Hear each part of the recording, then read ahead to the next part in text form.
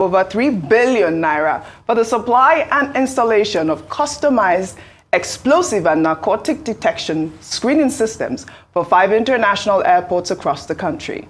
The Minister of Aviation and Aerospace Development, Festus Keyamo, made the announcement on Monday while briefing State House correspondents. He added that the screening systems will disallow travelers from having their bags opened for manual check.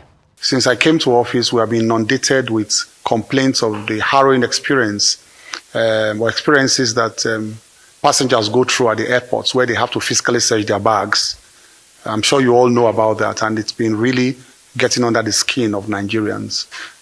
You see various agencies lined up, NDLA say, open your bag, Immigration, open your bag, Customs, open your bag, EFCC, open your bag, and they will dipping their hands in your bag. And, so we thought we should do something like you have the TSA in America, where you have detection machines.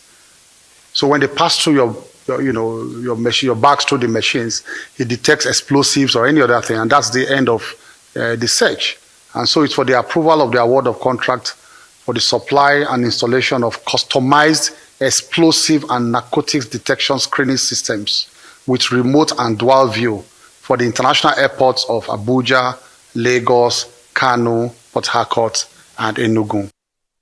Well, all right, Dr. Abati, I heard you hailing this move earlier this morning when, I believe it was on the news headlines. You were talking about the fact that, the screening system is good so that, people will not be touching some private parts and things like that. I heard you this morning, Dr. Abati. But like you heard him say, it is for a screening system for explosives and narcotics at this point. But my issue here is, do we really need that at the airports? I mean, given that the whole infrastructure at the airport needs a total overhauling. We have screening systems in place. We know that we do have that. When you want to pass your bags through, there's some airports that do have those systems. And there is manual checks all over the world, Dr. Abati. Even when I come back home to Nigeria, sometimes when I open my bag, there's this, paper that would show that the TSA had checked my bag manually. They'll open it up and they'll check it. So I don't know if this is the right time to be, appropriating 3.2 billion naira for screening of explosives and narcotics. You may have a point, but there are issues on ground, and I'll read some of them. There's the lack of ILS, which is the Instrument Landing System. My biggest issue here, I remember when I was going to the village last month for my mother's one-year memorial, and we had to hover for at least 30 minutes because the aircraft couldn't land. And this is because of lack of instrument landing system, which I think I want to put that to the attention of the aviation minister, and which also brings me to my next story. In the meantime, the Nigerian Civil Aviation Authority has suspended all wet-leased aircraft in the fleet of United Nigeria Airlines after an Abuja-bound flight landed in Asaba over the weekend. The airline said the flight was diverted to Asaba due to poor destination weather. However, according to independent newspaper, sources from the NCAA revealed that a dispatch error by one of the flight dispatchers of the airline led to the diversion. The source claimed that reports received from the air traffic controllers contradicted the claim of the airline. Dr. Abati, let me just read some statements that was in that newspaper. According to the NCAA source, they claim that the airline may have used weather conditions to douse the error, but the reports received from the air traffic controller contradicted the claim, which I just read. The source also said that the event was due to a dispatch error, which I said. The airline decided to use weather to divert attention, but their communication with us told us what really happened. The pilots were properly briefed before they boarded, but when the pilots saw the document before them, the dispatch document was saying ABB instead of ABV, which is abbreviation for Abuja and Asaba. So they proceeded to Asaba, but didn't communicate with the cabin crew.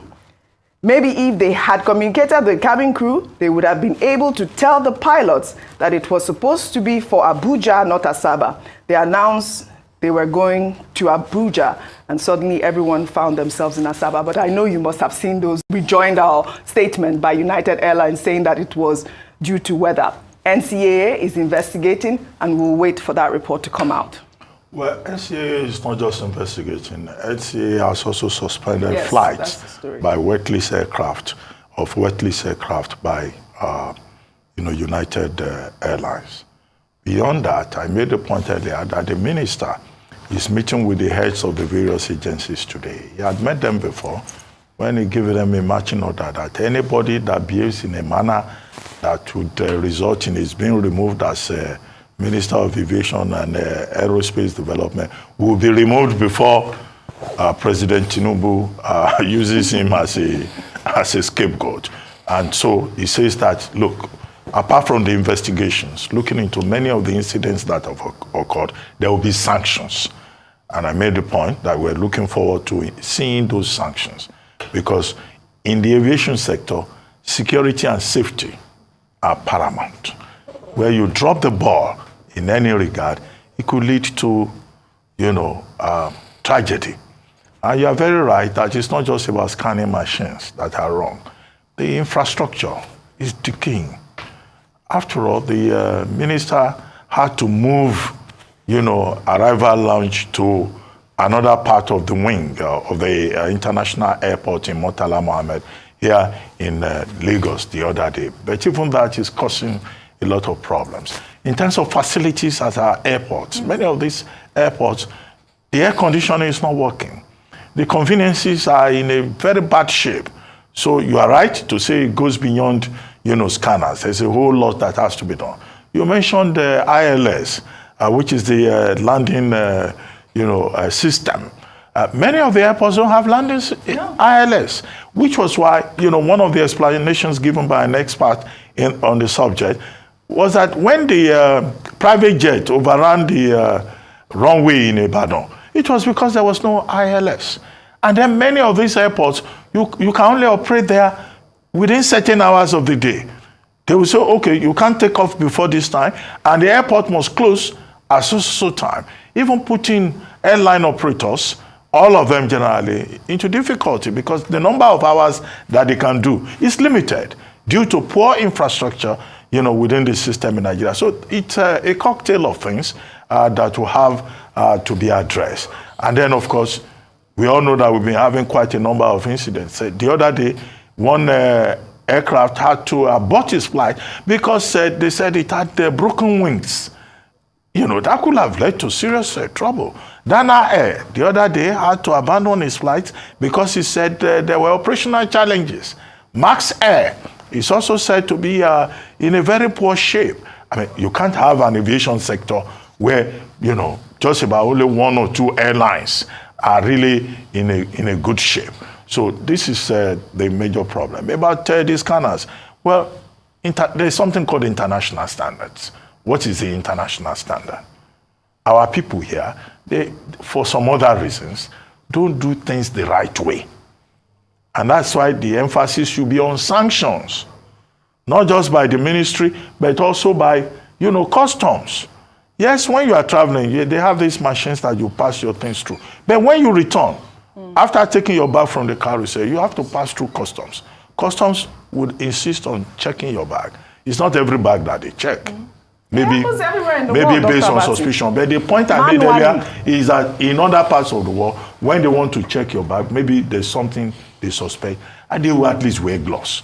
How many of our people here at Murtala Mohammed wear gloves? So that's the issue, the gloves. And they will be putting their hands inside the people's bag. So the invasion of privacy is the point I was talking about. About raising the standards. Yeah. Okay?